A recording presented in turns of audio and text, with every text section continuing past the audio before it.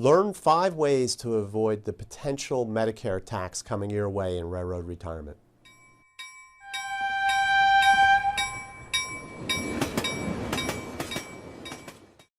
Welcome everyone to another edition of the Highball Advisors Railroad Retirement Whiteboard.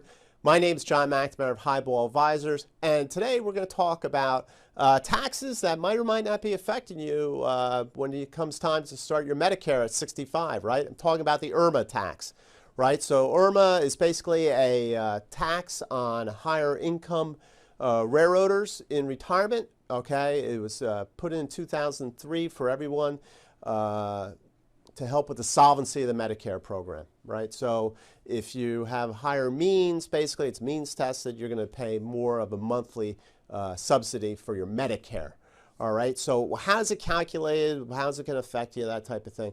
What they'll do is they'll look at 2 years on your modified adjusted gross income before 65. So at that age at 63, they're going to start looking at it, and they'll look at it every 2 years going forward.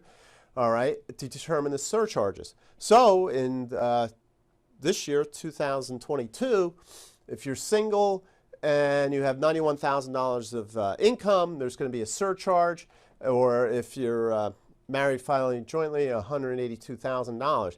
Now the surcharges, they can range from anywhere, right? So the lower tier is $80.40 a month for parts B and D of the Medicare, and it can go all the way up to a little over $486 a month, all right, for parts B and D. So that's a big, kind of a big nut, you know, a big tax hit on you.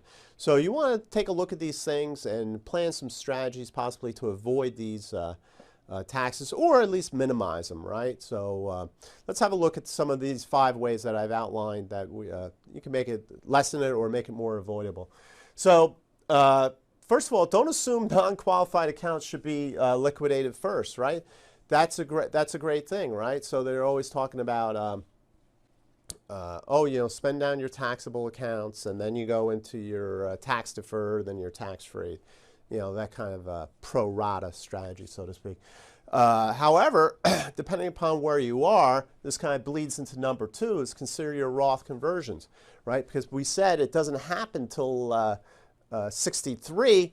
And what's great about railroaders, you might retire early. Great time to draw down those tax deferred accounts before possible IRMAA surcharges through Roth conversions, right? So go tax deferred first, leave the taxable accounts, right? Great way to move money into tax-free and look to avoid those IRMAA surcharges. So take a look at that one. 1 and 2 are kind of combined. Another one is use your RMDs, right? Required minimum distributions. Government wants their money on the tax deferred accounts. That's what I always say about the RMDs, right? Government wants their money. So those will happen at 72. You'll have to be making RMDs, right? So if you're taking money out of tax deferred accounts, that's taxable income, drives your income up, all right, possibly kicking in the IRMAA charges. So what you can do with the RMDs is you put that right into a charitable contribution, no hit on your income, right? So your income goes down, possibly avoiding IRMAA surcharges. So that's another strategy there. Another one is don't oversave in the pre-tax accounts, right? So that's something to think about. You know, you always hear, hey, max out your 401k.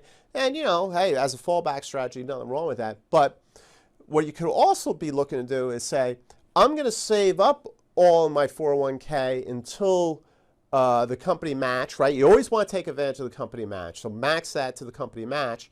And then if you still have room after that, take a look at where you are and say, oh, maybe I should put this in a taxable account, the rest of this money, or even depending upon your income, you can even still put maybe some in a Roth, or maybe your company offers a Roth 401k.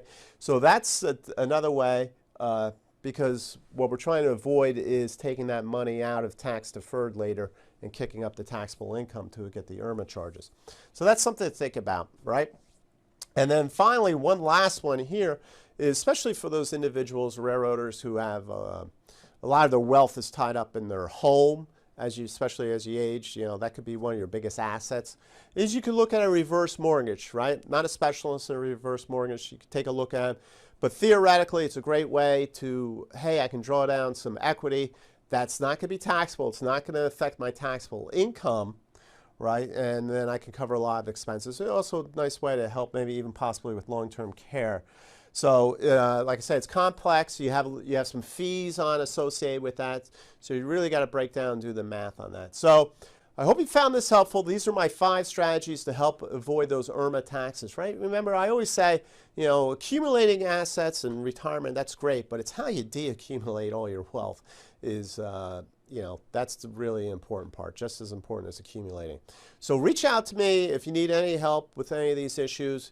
If you're nearing railroad retirement, reach out to me, go through the boarding for railroad retirement process. These are the type of things we like to cover in that. Subscribe to my YouTube channel. All right, appreciate that. Share that with other railroaders. Really going gangbusters. Good to see. Click on the notification bell to get the latest videos. And until next time, everyone, please stay safe, stay on track, and take care. So long, everybody. Bye.